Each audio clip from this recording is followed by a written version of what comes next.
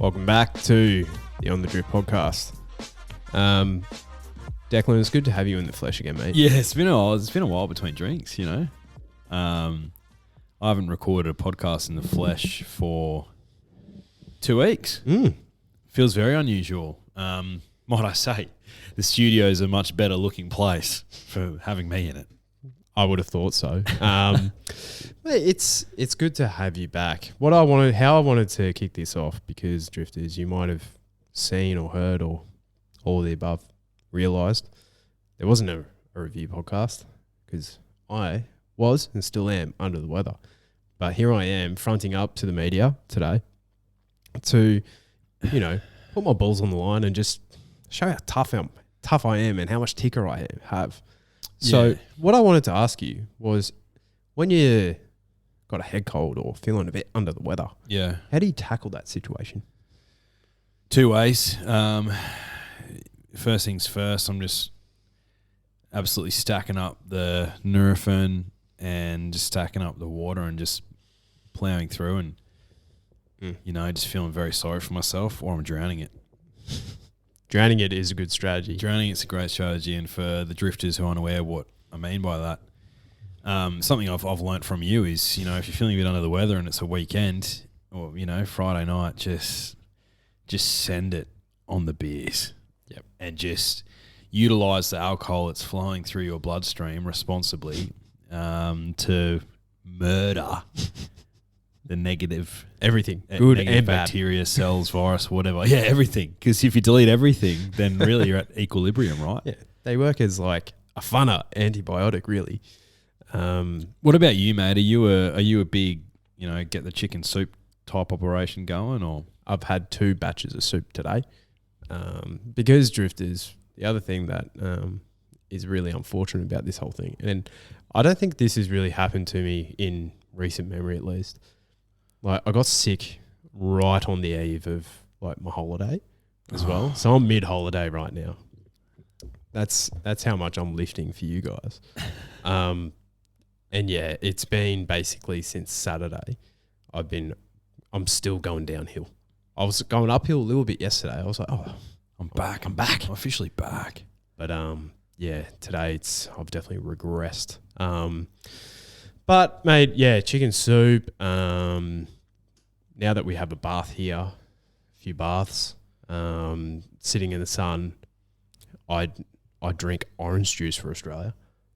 Just getting all those vitamins in. Yeah. Vitamin A, B, C, D, and D, but not vitamin V, which is the victim vitamin. You're not having any of that. No.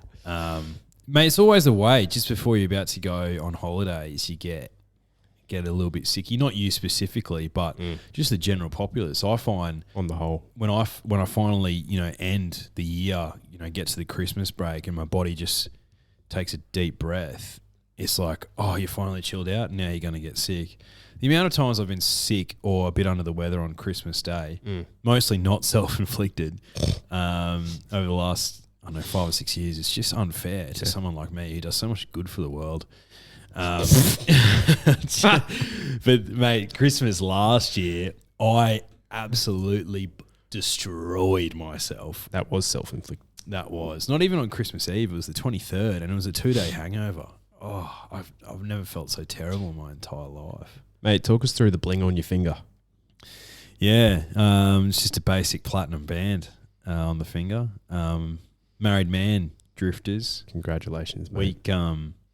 Week 2, I guess this is. Yeah, week 2 of being married. I was thinking on Sunday, because that's when I was feeling like a bucket of shit.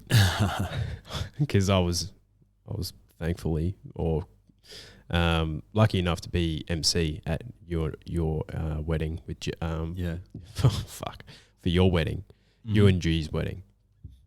Got that out. I was thinking about this. I'm like, if the wedding fell a week later, how do I play it? Because my nose wasn't so much an issue. It was definitely an issue on Saturday. If your wedding was last Saturday, we both would have been fucked. I would have had to like pass it over, because I would be I would either do the speeches with tissues up my nose, which would have been an all-time story, or I would have just been sneezing every couple of seconds. But I reckon I would just get completely shit-faced Yeah. just to make myself feel better. 100% you would, yeah. Push through. I think you just literally get all the Zyrtec in Brisbane that's available and just create like a thick paste and just shove it up your schnoz, shove it down your throat, and just, get those antihistamines pumping. Because this is the last we'll talk about it. But basically, in my wisdom, I woke up on Saturday, a bit of sore throat. Not that bad. Bit windy. Might go to the driving range to make myself feel better. So I was in some golf balls into what could have been 100-kilometre-hour winds. So I was in my driver, not much further than 100 metres, let's be honest. The wind was just bringing it right back. Yeah. And I was like, you know what? Grass is getting a bit long, going to the coast. I'll give that a mow. That was a mistake. That was just a terrible mistake. And that was the second mistake a Mo made on the weekend. And then, Saturday night I had a head cold parlayed into one of the great fits of hay fever you'd ever hope to see. So that's absolutely terrible. It sucked, man. It really sucked. I think to paint the picture for the drifters, like the visual that you sent through. So your profile picture or your contact picture. It's the album cover this week. Okay, brilliant. So that's my contact photo for Hutcho in the phone. So. You can literally see the pain in my face. Oh, it's not good. And Anyway, it's good to have you back. Thanks, mate. Semi sort of back. It's good to have you here in person. So let's quickly talk about last weekend then. So 4 Group 1s, all results, which, let's be frank, really sucked. Pennywhacker winning the Oaks, just NZ form has just been elite during the entire autumn. Well, I hope the drifters listened to the pod but didn't look at my Group 1 strategy on Instagram.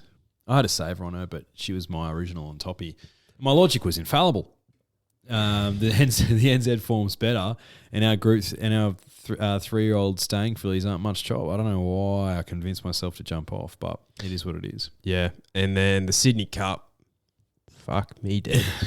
So Jack was explosive. Oh mate, he was. I got redemption there, so hopefully a few of you kept that in mind because I had a saver on him. Had $10 on him at $26, but I wasn't as bullish as I was in the Tancred. And in reflection, I was telling you about this today. It was his grand final, soft deck, blinkers off, soft draw, lightweight. Oh, it was actually the perfect setup for him. Hindsight is 2020. He hasn't had to turn a foot like that since he was the Derby King. Yeah, explosive. Cleveland was terrible. Baron Samedi was worse. King Frankel was. I had the opportunity because on the telecast they were quite brilliant. They were going like, King Frankel's already run his race here. He was playing up before the race. Oh yeah. But whatever. You can't trust that stable in a grand final, mate. That's all I'm saying. Cornwall Legacy. Atishu was fantastic this time last year. She couldn't even get out of the gates. Yep. So another brilliant Chris Waller training performance. Agreed. Hope in Your Heart was brilliant.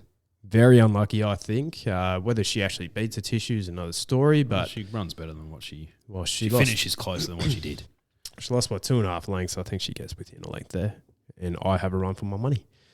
TC. Wasn't TC's fault. And then the disappointing result for Australian racing. Animo runs 3rd in the Queen Elizabeth. Yeah, can we just have a moment of silence? The other Mo beats him home, Mo'unga.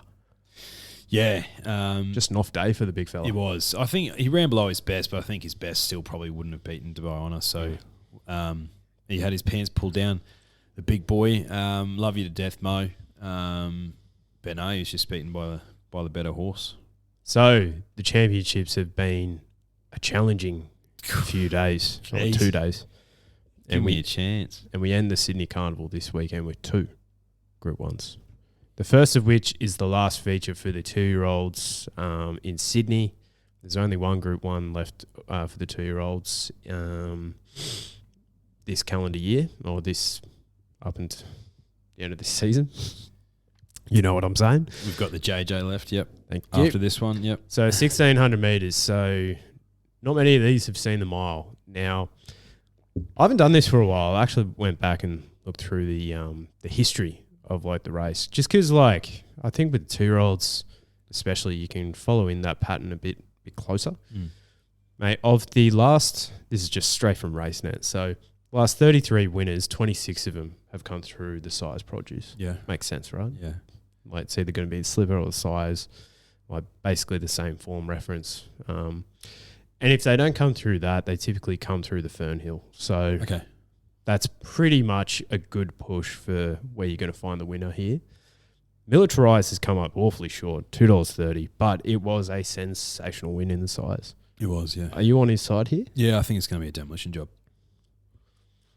Man, he was getting further away from him last start. You can say the heavy deck might have helped him. Yeah, potentially. He's going to get a soft one. He's by a done deal. He'll get out over further, I reckon, militarized. He'll be better as a 3-year-old, but no, I reckon this will be a demolition job with the Magic Man on board. He was gapping him. He was getting further and further away, the 1,600 metres. Yeah, $2.30 with Ned's. He'd be pretty much my best bet of the day, you'd think. Yeah, that's short, but Don Corleone, I was on him as a saver as part of my Group 1 betting strategy in the size, and he was okay. Maybe he didn't like the heavy deck, and it gets a bit of a better deck this weekend, but I'm not diving in at the $4.20 with Don. And Amor beat home Inhibitions last start. I don't think that's the right form. Amor, the Godolphin thing. Tom Kitten was brilliant last start, but I'm not trusting the Fernhill form like you said. Felix the Scat coming from Queensland, great name. Finished behind Bobby Shiraz. That's not the right form. All signs are pointing in one direction for me, and that's the Magic Man aboard the Chris Waller Colt Militarise. Yeah, he was a massive price last start, but he had excuses in the slipper, didn't he? He definitely did. So, this is a simple race for me. Okay. I'm much the same. Yeah. So the way I'm playing it, $90 on Militarize. There is one that I do want to take out of the Fernhill, and it's not Tom Kitten. Tommy. It is a horse that is who finished 4th in that race, 10 Hauser. Now, gets a better than what I suspect will be. I reckon it'll be around soft 6. Yeah, deck. soft 6. Like yeah. that's what I've kind of done the form on. But this horse has only failed once, and it was 2 starts back at Warwick Farm, and he was awful. He was terrible. He was plain flat. And, you know, he was against like the likes of Kintyre, Inhibitions, which you can work your way around. Mate, trialled since, was sensational in that trial over the 1,000 metres. Went to the Fernhill, put in a pretty solid performance there. Got nudged, probably about 300 for home, which just stopped his momentum a little bit. So if Jason Collette, who we haven't seen for a while. No, we haven't. He broke a foot, didn't he? Yeah, so it's good to see him back. From Barrier 1, sit midfield. I reckon he can feature in the top 2 at $26. Another Chris Waller special, eh? So, yep, the stablemate, same connections. It's good. This is like... He's by done deal as well. Yeah, so I think he'll run it out. So $10 Cornella between those two. Yeah, just a hungy on Militarise for me. Yeah, that's how you play it. Now, the feature of the day, Drifters, would be the all-age stakes, I would have thought. 1,400 metres Group 1 weight for age. We were talking about this earlier. What have we got to do for the horses that we like to draw a damn barrier? Unbelievable. It really is unbelievable. Yeah. Just not having any luck whatsoever. And there's been a lot of races just generally in the market, not just Group 1s, where the horses that are, the top 3 in the market are all drawing wide. And it's just making it very difficult for punters to have a win in this war against the bookies that have been waging since the beginning of time. Yeah, it's just giga kick. Like he goes back, but he doesn't go back to the tail end of the field. So getting a nice midfield barrier for him is actually a good thing. And whereas getting 11 of 12, like I feel like they're doing this on purpose just to make it harder for us, honestly. And then this isn't the time where I'm bullish and just like, you're just getting a better price. Because I'll tell you what, in the time that I've been watching horse racing closely, this is a stronger edition of the all-age stakes, I find. Would have thought so.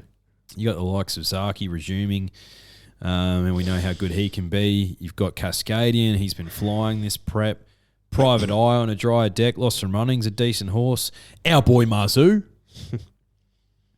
Holding, who won it a couple of years ago. I don't think he'll feature here. 201 to 1 with Neds. Shit. Jack and O, who's a 1,400 metre gun. And, of course, Giga Kick. So, mate, this is a handy edition of the all-aged. Was it pretty straightforward for you, or were you throwing in a couple? What do you reckon? I found it a little bit more difficult. I was surprised the price that Lost and Running went up. $17, I thought that was a huge price considering he gapped Private Eye last start.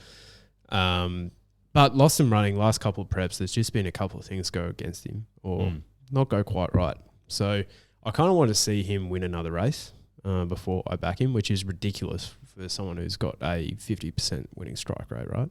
But at this level, he hasn't really ticked that box yet. No. The two horses I kept coming back to were Giga Kick, who I think could just be the superior horse in this field, and Private Eye, who just did not get going on that deck last start. You put a line through that. You go back to the Newmarket. He was, half a length from I Wish I Win. So I think he is going pretty decent this prep. I'm basically circling Private Eye to have a very similar run to what he did in the Everest. Sit midfield from barrier 3, drew barrier 3 in the Everest. He's going to sit just behind the leaders there, about forward to midfield. And then if the Brenton Abdullah can just go dodge him cars, pick a lane, bang, go. He might have the shortest way home. True. Giga Kick would probably have to loop him, you would have thought. Yeah. But I think they're the two winning chances in the race. Why I'm playing it, $90 on Giga Kick, and then a $10 Cornell between the two as well. Yeah, fair. I think Private Eye is a great shout by you. He'll run out the 1,400 metres, we know that. Nearly won a Stradbroke, and he's won a Group 1 over the mile, albeit a handicap. What about the legendary Ho-Oh? Ho-Oh. The cover Pokemon for Pokemon Gold. Yeah, interesting. I just don't know enough about it, mate, to be completely frank with you. No, he hasn't won for 2 years. Yeah, okay, so yeah, no thanks. Look, love to see Marzu at the 1,400 metres, see how he goes. I think 1,200 metres is probably his jam, though. And he'll go well. Jack and O, look, he wants a dry deck. I don't think he'll get that on the weekend. Big 1,400 metre horse for mine. He draws well, so he'll be midfield and he'll be running on if it dries out a little bit. But I don't think it will.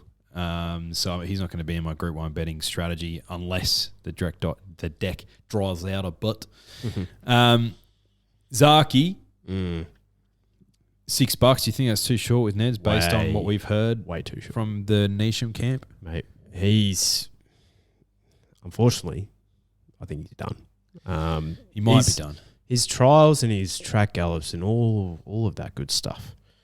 He usually wins them with a leg in the air. He's running midfield or near last in them. Like, I don't think he's going as well. And I'd be stoked to be wrong, right? If he came out and won, I'd be one of the biggest fans of that result. Yeah.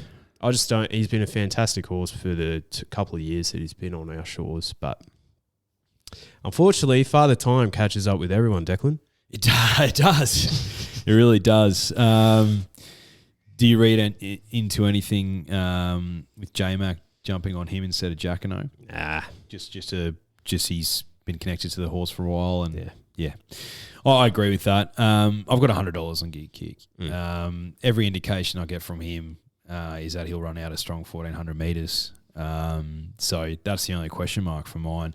Where does he get to from the gate? Yeah, true. I actually think he'll truck in behind Mars and Lost and Running and try and find some cover, maybe in the second last pair. The rail's out a fair bit at Randwick this weekend, so that's a bit of a concern if they're not running on. But he's the type of horse who could defy that pattern. I think I Wish I Win form is the best form for this race for me out of the TJ. So, yeah, I think he'll be winning this, and hopefully we get to see him up here in the Sunshine State for Doom of 10,000, mate. Wouldn't that be brilliant? It would be fantastic. You know who's an interesting horse in this race is Cascadian. I thought he was a top 3 chance. Like if Mowanga's running home, Cascadian runs home in that Queen Elizabeth. Yeah. Like if he's a better horse than Moanga. They opt to avoid the 2,000 metres, dropping back from the 2,000 3 weeks later down to the 1,400 in a race which he won last year, albeit on a heavy deck. Probably won't get that here. No. Interesting jockey booking here because Benny Mellum is suspended, I believe. So Nash jumps on. Nash. But Nash has only ridden him once. And I feel like Cascadian's one of those horses where you kind of need to have that good relationship. So the jocks that ride him best are probably J-Mac. I'd say Jamie Carr has probably ridden him, and then Benny Mellum as well. I don't know. It could be one of those things where, and we're a big fan of Nash, Hot Nash, but I don't know. It could be one of those things where potentially you need to know or see that those jockey combinations a little bit more with Cascadian. Yeah, fair. For me, the reason why I've left him out is if Giga Kick and Cascadian are right next to each other over 1,400 metres, despite Cascadian's turn of foot to come home, I'd trust Giga Kicks more over a 1,400 metre sprint.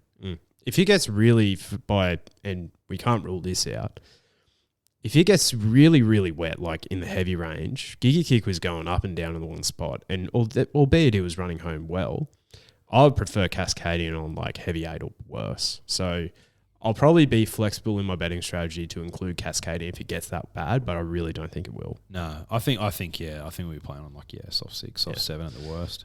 Anyway, race 1 at Randwick, the Frank Paker Plate.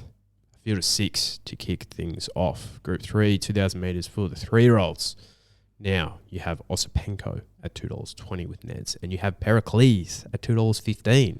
Call it $2.20 for both of them. Which way are you leaning? Shoulder arms here, don't you? Yeah, I think you do. If I had to, I'd probably stick with my guy Pericles, but geez, what a gross race. You got 6 in the field and you got 2 that are sub $2.50. Probably Pericles just because, I've backed him a few times this prep. But I think Osipenko probably deep down, you're probably taking him out of that Doncaster mile. I think his wheels were spinning a little bit on the heavier deck. First time at 2,000 metres for him. So you'd think that jump up from the mile to the 2,000 metres will probably suit him more than Pericles coming back from a tough run on over 2,400 metres for the Derby. You'd think that would suit Osipenko more. But yeah, probably leave this race for me. What do you reckon? I might have something small outside the two of them, just in case, the end of prep. And I think for both of them, they could potentially be a little bit vulnerable at the 2,000 metres, which is ridiculous, right? Because Pericles ran second in Rosehill Guineas. Rosehill Guineas, but he was all over the spot there, and Osipenko's never been out that distance, but he probably in the small field probably offsets it. Anyway, there's two at a double figure price that I might have something really, really, really tiny on.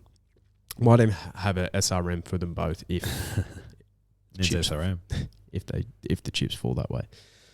Now, number 4, My Truth, is the leader in this field. 2 in a row at Hawkesbury, doing it the hard way, on pace, leading, gets challenged, but kicks away both times. So it could definitely win. The other one is number 5, Ain't He Grand? Ran on pace in the Tulloch Stakes, was only beaten around a length, which was we were thinking at the time, a pretty nothing race, but then Major Bill came out and won the Derby from that race too. So I wouldn't be shocked if one of those two won the race. Yeah. So that could potentially be the play there. But again, not much confidence. Race 4, the James Carr Stakes, Group 3 for the 3-year-old fillies. Now, my girl versus your girl. Yeah. Round 2.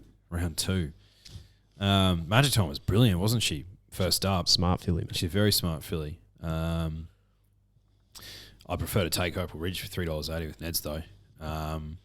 Look, I reckon you forgive her last start, finishing 4th. She was checked in the run a couple of times. Is she running over the top of Magic Time? Probably not. But I really like her draw here, and 1,400 metres is a big tick for mine. I think it's going to be a fair bit of pace up front for this race. So I think she's just going to stalk off the leaders, and maybe she's the one who's sort of bursting through, or at least I'm hoping so. So Opal Ridge for me, but yeah, full respect to Magic Time. It was very well found by you last start. A decent price too. Thank you very much. Basically, since that race, it's been an okay autumn for me. Yeah, Magic Time is one of my favourites at the moment because things have been dour for everyone. Well, so finding a winner here and there is good. I agree. Espiona won this race last year. Well, yeah, that's right. Okay. So it can throw up a pretty smart filly. Now, Magic Time's no Espiona yet, but I think she could go to that 1,100 metre fillies race on Derby Day or something down the straight that Asphora won last year. She's definitely a group filly, I think. 100%. Yeah. So I think there's bigger and better races on her horizon. I don't want to back against her here, but $1.80 short considering you got $6 last start, but she could just be better. Jordan Childs flies to Sydney for the ride, basically. He only has one other ride on the day. He's flying at the moment too. He rode a treble to finish off the card at Bendigo last week. Shit. Yeah. So that's flying. That's actually airborne. He is flying like Chautauqua. Race 5, the Hallmark Stakes. 1,200 metres Group 3 for the 3-year-olds and up. There's one horse here that I think is incredibly well placed. That is number 1, Valana. Agreed. He is a sensational bet this weekend. Oh, agreed. I backed him in a Stradbroke last year, and I was going to be keen on him in the Winterbottom over in WA. Yes. The thing that Paul Ailey won. Yes. He was going to be on top, and he scratched race day, and I switched over to the other Godolphin thing, and Cheerwho, baby. Yeah, he's a smart horse for Lana. National Will on board. If he wins this pretty comfortably, he'll be racing in the Doom 10,000 or the Stradbroke again. On the Silver Eagle last prep, drew wide in the Golden Eagle from memory. Don't think he did much in that race. I don't think 1,500 metres is his go though. He's a 12 to 14 type horse, I reckon. Yeah. Have I summarised it? Yes. There is a Quinella or a SRM horse here, but he also might be running in the last. That is number 10, Key Largo. Last 2 starts has been at an enormous price in the Galaxy and the Challenge Stakes. This grade, and the last is a benchmark 88 where he's $8 there. I hope they go there because he's a bet there for sure. But $17 here, he can definitely feature. Not a bad horse, Key Largo. I think he's missed in the market at $17. But Valana should be winning. Brent Pebble on board. Bit of chat about him today. Is there? Did he ride one out or did he not? Ooh. Didn't see it. I read it, didn't see it. Couldn't be bothered. Interesting. All right. The JRA Plate. Now you have 2,000 metres, Group 3. You have Protagonist who was scratched from the Queen Elizabeth who's going here. 11. Gee, I've seen this combination before. William Haggis and Aussie Tom Marquand. $6 with Neds. $6 the field here. Is he just the obvious bet? I think so. I think he'd be short. I thought he'd be shorter. I think about doing. I thought he'd be shorter. I was pretty keen on him in the Doncaster. Yeah. Wheels are spinning a little bit there. I don't think coming back from winning over 2,000 metres on a rock hard deck to a heavy deck really suited him. But yeah, I think a good deck is what he needs. So maybe there's a little bit of trepidation there in the market, but he's a pretty obvious one for mine. The other one I was looking at and I was thinking, hang on a second. It's the first emergency, Quality Time. If he gets a run, just his profile, he's been pretty solid this prep. Form around Moonamek. In the Golden Mile, he finished sort of midfield, but he gets out to 2,000 metres here, which is his distance, 3 starts for 2 wins. Loves a soft deck, 4 starts, 2 wins, 2 seconds. Yeah, I think quality time at $13 with Neds is probably the roughie that I've got for this weekend. I'd rather probably take him each way as opposed to Protagonist. But, I wouldn't be surprised to see Protagonist just put him to the sword. The Magic Man. The Magic Man. Saddle. You know, Chris Wallace doesn't fuck around, mate. Nor does the Magic Man. Yeah. So there's got to be something going on there. Here's the Chris Waller hierarchy, right? You have J-Mac. Yep. You used to have Kieran. He's down here now. Oh, Kieran. Kieran can't fucking buy a winner, mate. So you have J-Mac. Now you have the Magic Man.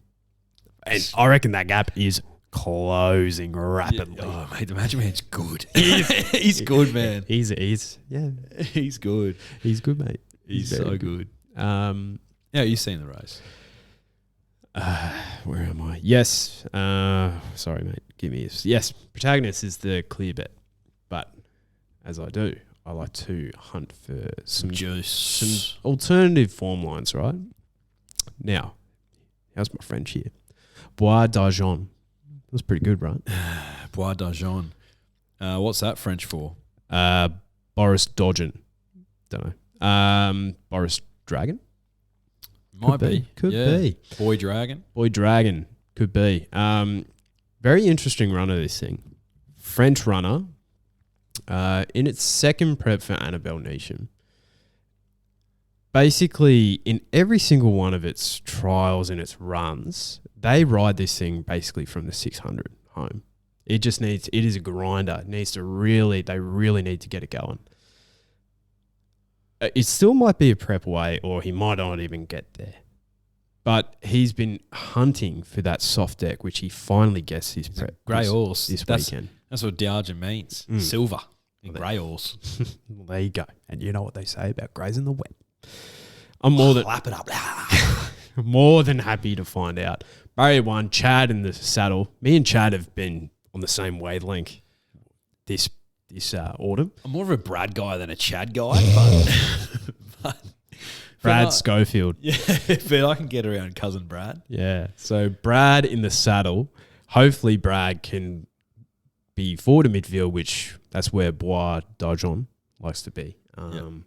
But yeah, he's already been found a little bit. We're coming from $13 to $11 with Neds since I was looking earlier today. So that, my friend, I believe, is Randwick. Now, there was a race, the last at Eagle Farm, which I wanted to talk about, and we'll quickly talk about the Quokka as well. Yeah, I'm pretty sure there was a stakes race at Eagle Farm this weekend as well. What's it called? The Sky. Oh, no, that's not it. The Daybreak Lover 3-year-old plate. I don't know if it's a stakes race. It might be a listed race. But yeah, if you have any thoughts here, please, by all means. I think Wolverine's a great bet in that race. The Chris Lees thing. Look, you've got to ask yourself the question. Why is it up here? Been racing down south its entire career. Why is it up here? Why are they bringing it up to the Sunshine State? Because I want to get some black type for this filly. So Wolverine, $3.10 with Neds. If you're playing in Brizzy this weekend, just smack that one through the covers. All right. Well, I've got one for you then. Okay. Why has John O'Shea brought one up here? Why has he? Why did he? There's a reason behind it. With cousin Angela Jones in the saddle. Cousin Jones, mate, the Joneses were on fire the other weekend at the pub. They were winning left, right and centre.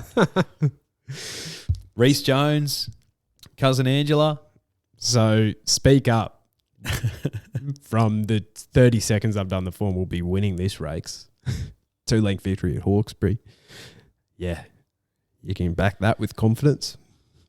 Why are the Sydney horses racing in Queensland this weekend from the big stables? That's all you need to ask yourself. Jeez, I tell you what, we'll find out at 4:02 on Saturday. The Ascot Quality Handicap is a fantastic way to end the card. I love it when they end the cards with these really competitive races. Let me read out this field to you, drifters. You have Rothby, you have Soxagon, you have Zoo Style, Emerald Kingdom, Startontes, Garibaldi, Prince of Boom, Bandipur, Centerfire, Sneaky Five, Jesui Bell. Thank you. And Alpine Edge with 4 emergencies. Mate, this is a Queensland special. This is a great field. This is a fantastic little race.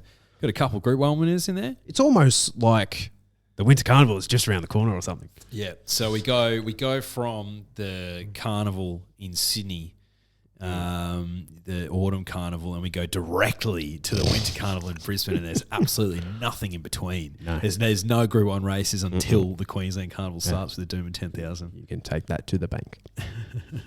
What are your thoughts? Mate, I thought it was extremely interesting.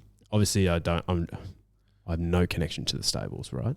But I thought it was interesting, the jockey booking for Rothfire.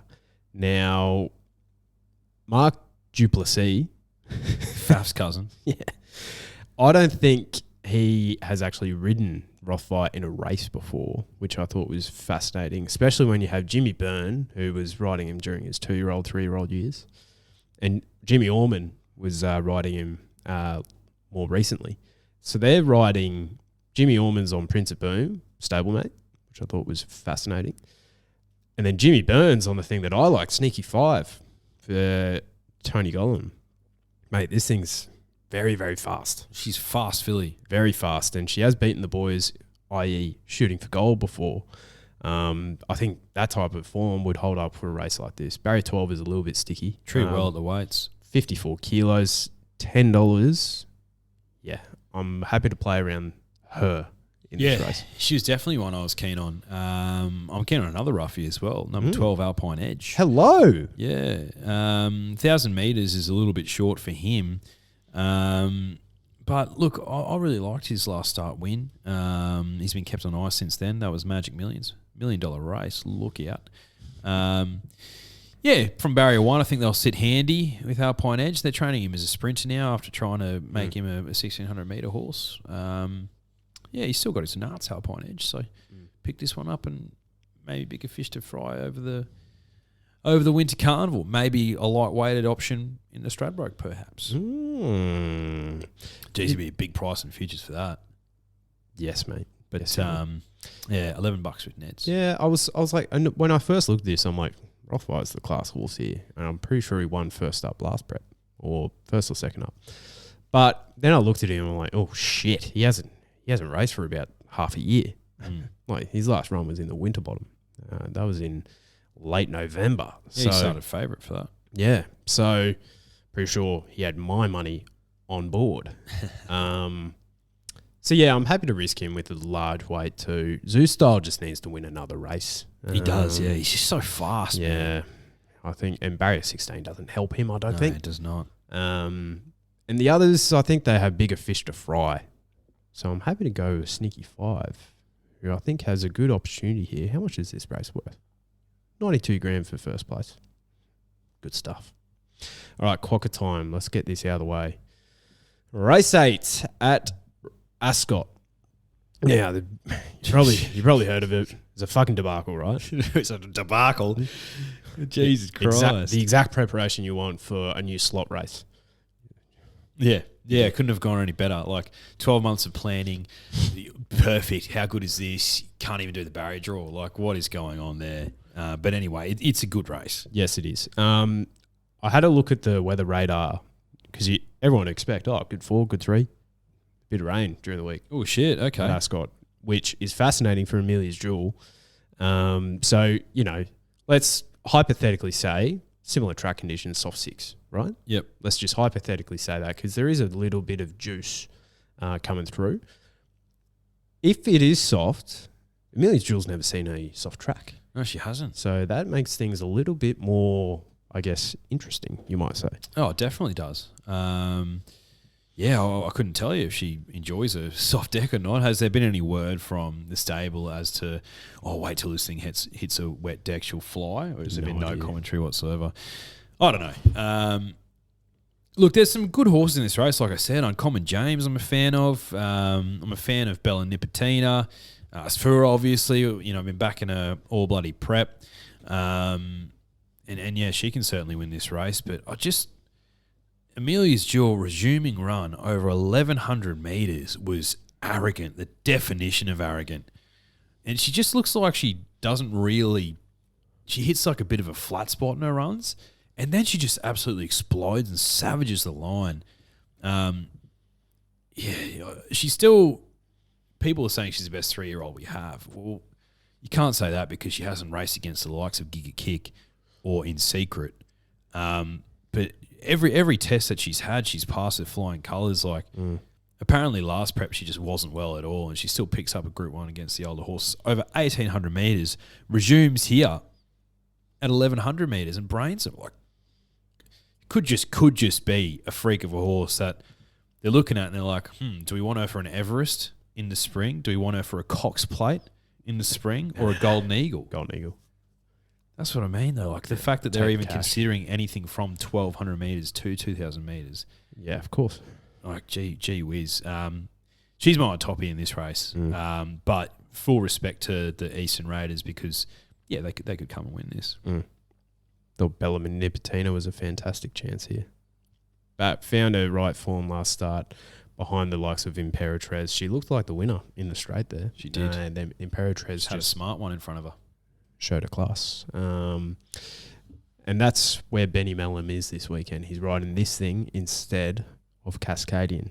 So money talks, doesn't it? It does. But yeah, I think you're 100% right. If it does get like, I think you can back her with confidence, like up to a soft 5. Yeah. Anything worse than if you're getting into like soft 7, heavy 8 territory, then that's when Bella will get smashed, I think. Yeah, agreed. But it's probably just for the first edition. I'm just going to sit back, watch and clap. That's how I'm going to play the race. Yeah. No, good on WA. And I love how they've tied in, like I'm not a greyhound racing guy and nor am I a trots guy, but I love how they've tied those in as well to make it sort of a trilogy. Yeah. No, fantastic idea. It is a bit of a shame about just the get it barrier right draw, next but time. yeah, just barrier draws, man. Like, just, go to the person beside you and say, hey, can you just double check all this for me? And then you get it done right the first time. Hutch, let me ask you, where are they getting the money from to be able to create these slot races that are worth like $4 million and more so for the Everest? Like, could you potentially tell me where the money comes from to be able to fund these races? Maybe the lifeblood of the industry, Declan. Maybe the punters. Yeah, maybe the punters. So the fact that betting was suspended on the Quokka for a bit when they had the barrier draw debacle, but they still haven't refunded people who put bets on horses. Interesting.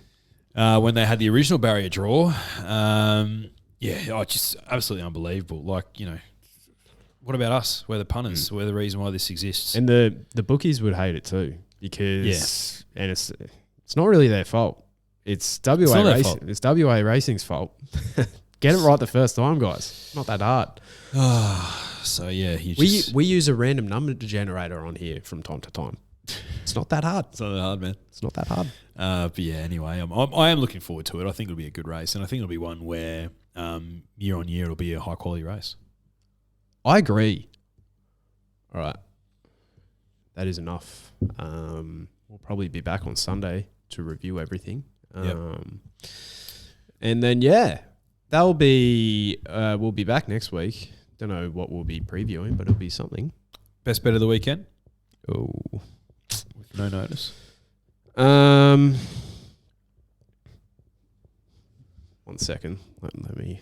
My memory isn't what it used to be at the moment. Drifters. He's foggy. Who's yours? Militarize, I think. I think that'll be a demolition job. Yeah, Villana.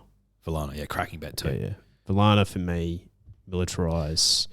And I'm going to parlay that into what? I actually really do like Sneaky 5. Yeah, I think that's a good bet. I think she's a good bet at $10. So there's a nice, little multi that you can construct through your Neds app this weekend, Drifters. So best of luck with it, eh? All right, goodbye.